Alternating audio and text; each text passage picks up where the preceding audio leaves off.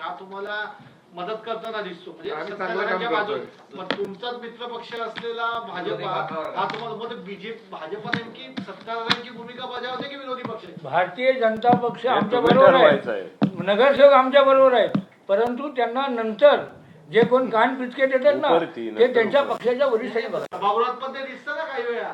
त्यांनी नगरसेवकांनी शिवसेनेच्या विरुद्ध घोषणाबाजी केली, त्यांनीच मोर्चा काढला, तक्रारी केल्या.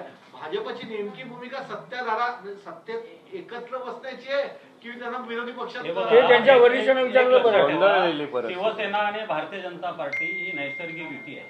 याच्यामध्ये एका व्यक्तीचं काय वेगळं मत असू शकतं, तर त्या मताचा मग जगदाळ साहेब म्हणाल्याप्रमाणे कोण त्यांना जर काय कानपिचक्या देत असतील तो भाग वेगळा आहे. दुसरा महत्वाचा विषय आहे की टॅक्सच्या करवाढी संदर्भातला जो काही विषय पटलावरती होता, त्या पटलावरच्या विषयावरती काही विषय तत्काळ आलेला नाहीये.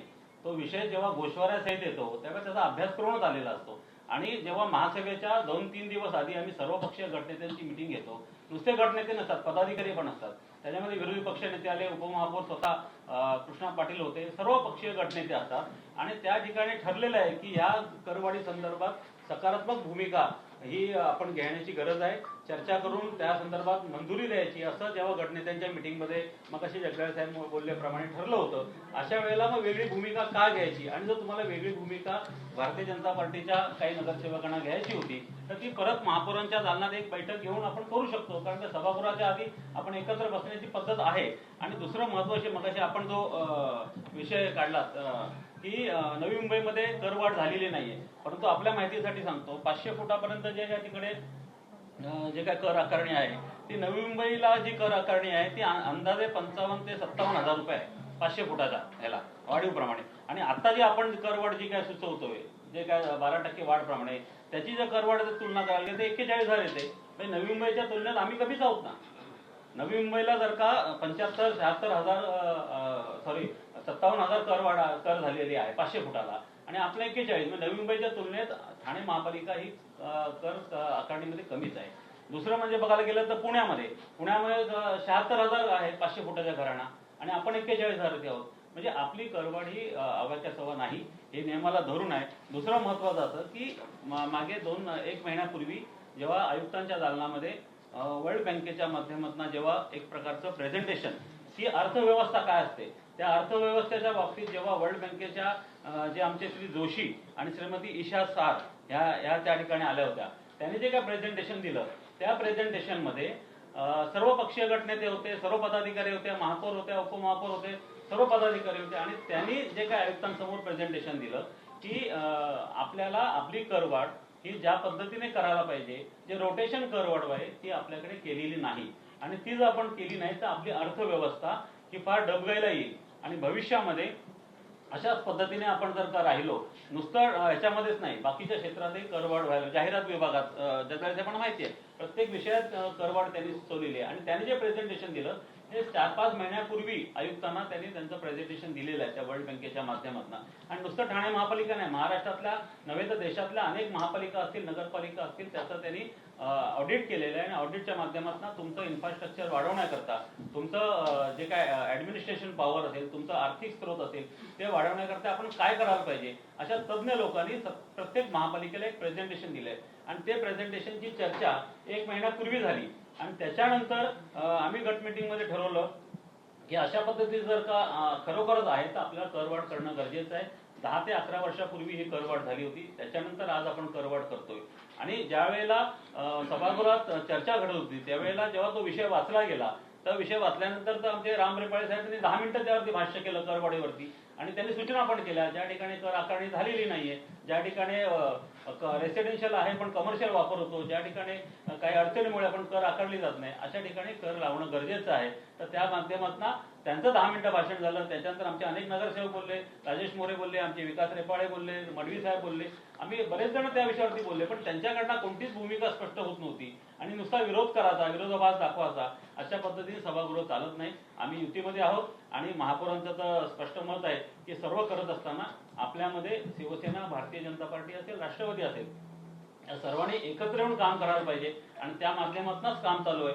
परंतु हे करत असताना मिटिंगमध्ये एक ठरवायचं आणि नंतर सभागृहात आपली वेगळी भूमिका घ्यायची. कारण गट मिटिंगची मिटिंग झाल्यानंतर प्रत्येक पक्षाची स्वतंत्र मिटिंग होते. मग अशी जगदाळे साहेब, राम रेपाळे साहेबांनी सांगितल्याप्रमाणे जो काय शिवसेनेचा पक्षाचा आदेश असतो त्या आदेशाप्रमाणे आपल्या गट मिटिंगमध्ये ठरतं, त्याप्रमाणे आमचे नगरसेवक त्या पद्धतीने ती भूमिका घेतात. परंतु आपली गट मिटिंग झाल्यानंतर जेव्हा भारतीय जनता पार्टीची गट मिटिंग होते त्याच्यामध्ये जर त्यांची वेगळी भूमिका असेल, जर वेगळी भूमिका असेल तर त्यांनी आमच्याशी चर्चा करायला पाहिजे. त्यांनी महापौरांशी येऊन चर्चा करायला पाहिजे, सभागृह नेते जगदाळे साहेबांशी चर्चा करायला पाहिजे की बाबा आपलं ठरलंय पण अशी भूमिका आमची आहे. आणि मग त्याच्यावरती सकारात्मक जर आम्ही तिथे विरोध केला तर गोष्टी वेगळी आहे. आपण चर्चाच करायची नाही, आपण नुसतं सांगायचं की आम्हाला चर्चा करून देत नाही, आमचा विरोध आहे, हे करणं योग्य नाही. आणि मागचा जो आपण मागे विषय काढलात मागे की मागच्या वेळेला मोर्चे निघाले, हे निघाले, तर ह्या संदर्भात स्वतः उपमुख्यमंत्री एकनाथ शिंदे साहेब यांनी फार नाराजी व्यक्त केली की असं कोणत्याही पद्धतीचं शिवसेना भारतीय जनता पार्टीमध्ये होता कामा नये. आणि त्या संदर्भात त्या आम्ही सुधारणा केल्या. त्याच्यानंतर असा प्रकार घडलाच नाही. मागच्या 2 मिटिंगचं सभागृह चांगलं झालं, आत्ताचं सभागृह पण चांगलंच होतो. सकाळपासून आम्ही प्रत्येक विषय वाचत होतो, त्या विषयात चर्चा झाली. परंतु हे करत असताना शेवटच्या क्षणाला आपण काहीतरी चुकीचं करतोय आणि काहीतरी वेगळी भूमिका घ्यायची हे योग्य नाही. अरे एक मिनिट, महापौरांना बोल. एक फक्त प्रश्नाचा विचार की हे सगळं प्रशासनाचं फेल्युअर आहे की कारण बजेट जेव्हा तयार केलं जातं तेव्हा जमा खर्चाचा ताळमेळ करूनच ते केलं जातं. गेल्या 3 वर्षात प्रशासकीय राजवट होती. शिंदे साहेबांकडनं मुख्यमंत्री पदाच्या काळात भरघोस निधी दिला गेला बऱ्याच विकास कामांना. त्याचाही निधीचा विनियोग पालिकेकडनं काही प्रकल्पांसाठी झाला. असं असतानाही जमा खर्चाचं गणित बिघडलं का? उत्पन्न वसुलीत पालिका प्रशासन अपयशी ठरलंय का? आणि त्याच्यामुळे ठाणेकरांवर करवाढ लागावी लागते. नाही, एक लक्षात ठेवा, आपण जो प्रश्न विचारला तो बरोबर आहे. मार्च मध्ये अर्थसंकल्प सादर झाला. मार्च मध्ये अर्थसंकल्प सादर झाल्यानंतर आपण ज्या पद्धतीने स्पिलओव्हर मध्ये होतो त्यानंतर आमचे सभागृह नेते ज्यांना सभाशास्त्र समजतं आणि आर्थिक धोरण पण कळतं, जगदाळे साहेब यांच्या माध्यमातून 3 महिने महापौरांच्या अध्यक्षतेखाली आम्ही बजेट संदर्भात सतत मिटिंग घेतल्या. मार्च मध्ये बजेट सादर झाल्यानंतर 3 महिन्यामध्ये अनेक मिटिंग झाल्या. त्याच्यामध्ये शहर विकासाच्या बाबतीत झालं, पाणी खात्याच्या बाबतीत झालं, जाहिराती विषय झालं, टॅक्सच्या संदर्भात झालं, इतर स्थावर मालमत्ता. आपण आपली आर्थिक बाजू कशा पद्धतीने सक्षम करू शकतो आणि महापालिकेला सरप्लस मध्ये आणू शकतो, महापालिकेची जी स्तर आहे तो चांगल्या पद्धतीने उंचावू शकतो, ह्या संदर्भात आम्ही धोरण निश्चित केलं. आणि हे करत असताना आमच्याकडे जी काही आर्थिक स्रोत आहेत ते वाढवण्यासंदर्भात गेली 3 महिने बैठका चालू आहेत.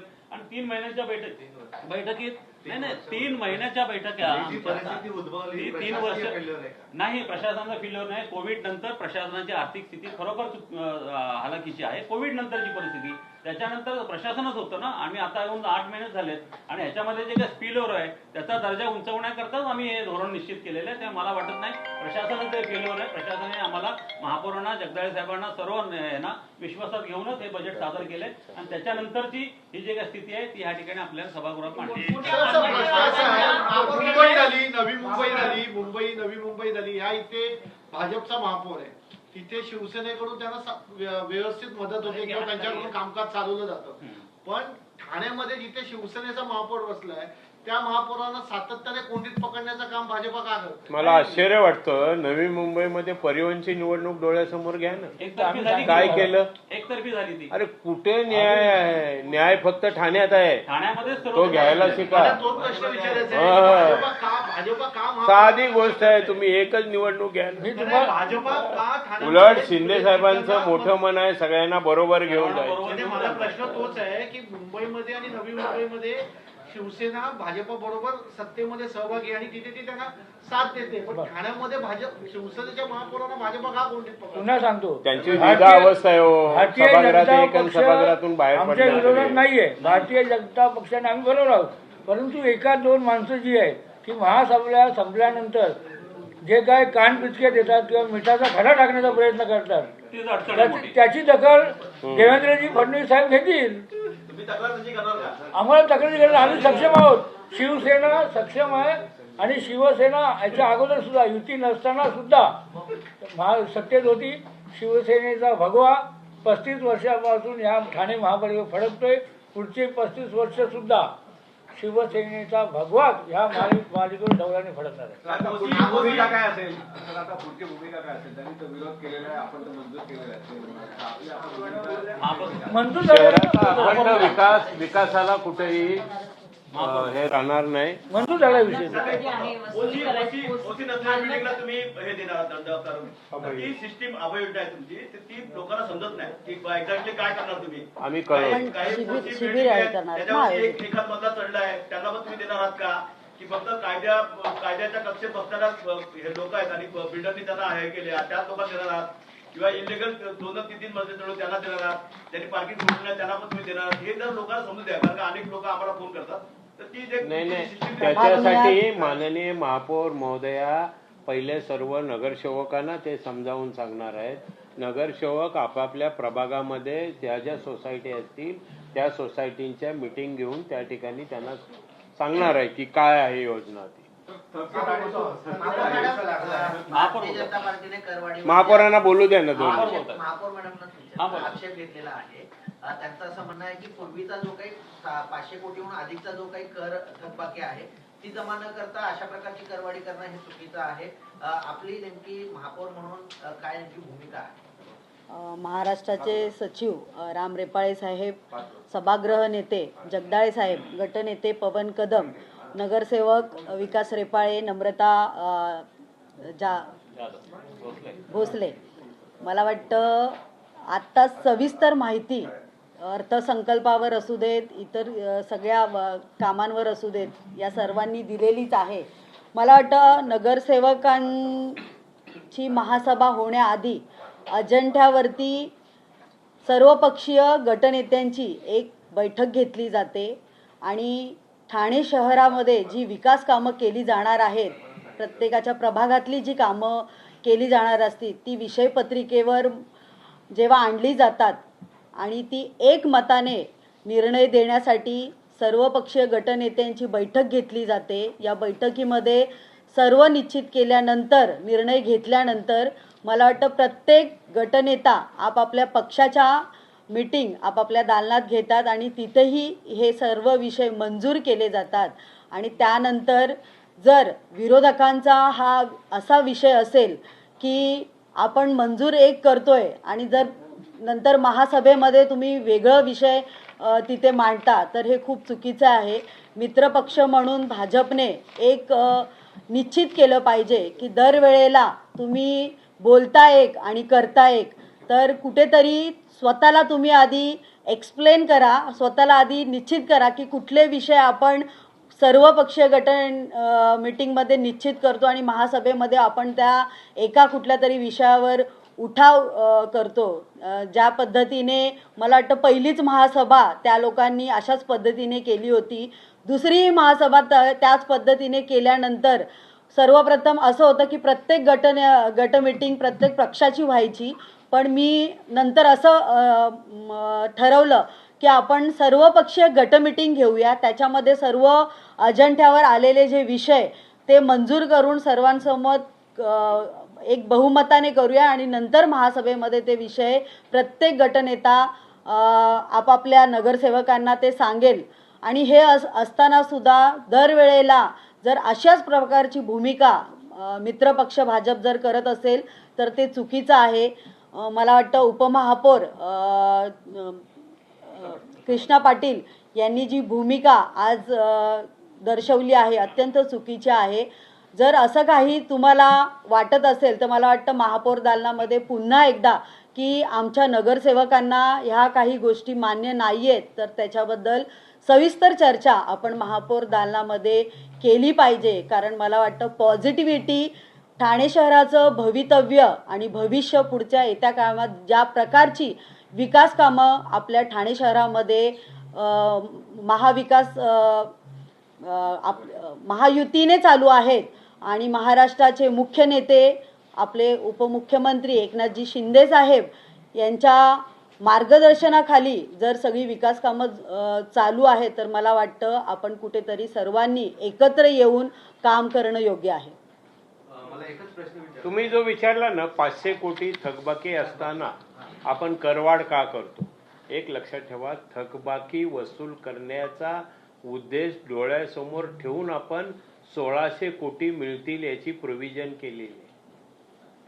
त्या करवाढी म्हणजे महसुली उत्पन्नाची 1600 कोटी कराच्या रूपाने मिळतील त्यामध्ये हे सगळं अंतर्भूत आहे. 100 कोटी जमा झाले. आणि त्यातनं जमा होत आहे. बाकी आहे, खरंच बाकी आहे आणि ही वार्षिक आहे का मागच्या 3-4 वर्षात? मागच्या 3-4 वर्षापासूनची आहे. सर, एकीकडे 100 कोटी जमा झाले. वाढीसाठी कर वाढ करतोय, बरोबर? आर्थिक घडी बसली पाहिजे, महापालिकेचा कारभार सुरळीत झाला पाहिजे, पण दुसरीकडे थकबाकीदारांना मात्र आपण सवलती देतोय, त्या कशासाठी? नाही, थकबाकीचा जो विषय आहे ना, आता मग जगदाळे साहेब बोलले 500 कोटी, तुम्ही म्हणाल 500 कोटी थकबाकी आहे, त्यातले 100-125 कोटी तर दरवर्षी जमा होतातच. आणि ही जी 500 सवलत दिली जाते, नाही सवलत देतोय, जे नियमित कर भरतात त्यांना सवलत मिळत नाही आणि जे थकवत आहेत त्यांना तुम्ही सवलत कशाला देताय? नाही, सवलत कशामध्ये दिली आहे? पाणी दरामध्ये, पाणी दरामध्ये सवलत आपण कशावर दिली? व्याज माफ करतो. काय करतोय त्याच्यामध्ये? व्याज माफ करतोय. नाही नाही, बघा हो विषय मार्च करायचो नाही नियमितवाले म्हणून ऑगस्ट टू डिसेंबर करतोय. आणि त्यात काय व्याज माफ व्याज करतोय? माफ करतोय फक्त. आता आपण ती जी योजना कसं आहे? योजना ती आपण ऑगस्ट मुळातच ती सवलत ऑगस्ट टू डिसेंबर प्रपोज केली. August to December. अरे विषय असं आहे. एक प्रश्न असा आहे की एलपीडीची 1200 कोटीची थकबाकी आहे ती अजूनही आपल्याला मिळाली नाहीये. 2025 पासून आपण तेव्हा अजून आलेलीच नाही आपल्याकडे एलपीडी. दुसरी अशी गोष्ट की त्यांनी बिल्डर्सची थकबाकी खूप असताना आपण बिल्डरकडनं वसूल न करता सामान्य नागरिकांकडनं कर वसूल का करतात असा एक त्यांचा हेडलाईन कशाने होते? हेडलाईन कशी झाली? बिल्डर लोकांची थकबाकी असताना करवाढ का केली, ही हेडलाईन झाली. तर मला सांगा, बिल्डर असो की कोणी असो, करधारक आहे, करधारक आहे. आणि करधारकाची थकबाकी जी आहे ती आम्ही गृहीत धरून 1600 कोटी आपल्याला महसुली उत्पन्न मिळायला पाहिजे या भावनेतून प्रशासन काम करतंय. प्रशासनाने चालू केलंय, त्यासाठी संस्था एक नेमली, कॅम्प पण चालू केले. कॅम्प चालू केले. अहो ह्याच्यात मी म्हणतो उलट महसुली उत्पन्न वाढण्यासाठी सर्वांनी एकच. आता मला सांगा, ज्यावेळी कामं करायच्या तेव्हा बजेटच्या याद्या सगळ्यांच्या आल्या ना, प्रत्येक नगरसेवकाच्या. आता त्या याद्या पूर्ण करायच्या असेल तर त्याला अर्थ कुठून आणणार? तुम्हाला महसुली उत्पन्न वाढल्याशिवाय कुठून करणार कामं? तर महसुली उत्पन्न वाढलं पाहिजे, शासनाकडून मदत मिळाली पाहिजे, ह्याच्यात उलटी मदत करायला पाहिजे त्यांनी. आणि नगरसेवक निधी पाहिजे ना. नगरसेवकांना सर्व काय पाहिजे, तर ह्याच्यात उलटी त्यांनी मदत करा. मुख्यमंत्री जर आहेत, उपमुख्यमंत्री आहेत, या दोघांच्याकडे जाऊन आम्ही सर्वांनी मिळून गारानं मांडलं पाहिजे. आणि टॅक्स संदर्भात, टॅक्स वसुली करण्यासंदर्भातला जी काय आम्ही नवीन एजन्सी नेमलेली आहे मागे 1 वर्षापूर्वी, त्यांचं काम जवळजवळ 70% पूर्ण झालेलं आहे. आणि त्यांच्या सर्वेक्षणामध्ये जो काय वापरात बदल आहे, जगदाळे साहेब मगाशी बोलल्याप्रमाणे रेसिडेन्शियलचा कमर्शियल वापर करतात, जिथं टॅक्स आकारणीच झालेली नाही, अशा ठिकाणचं सुद्धा सर्वेक्षण झालेलं आहे. तिथून 300 कोटी वाढ होते आम्हाला. ओके, त्याच्यामुळे धन्यवाद.